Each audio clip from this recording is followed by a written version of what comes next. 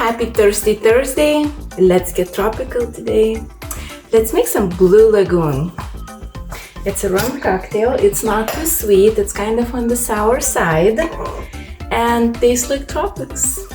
So I have 2 ounces of rum, light rum, or you can go with more if you would like to.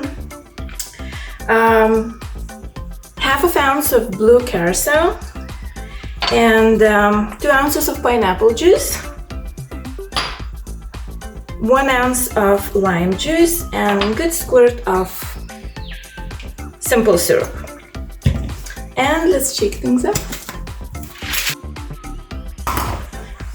Let's get some glass with ice.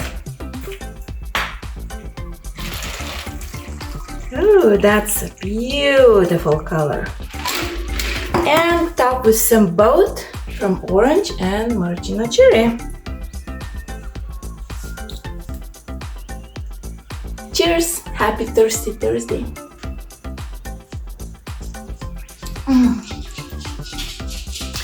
Feels like tropical vacation.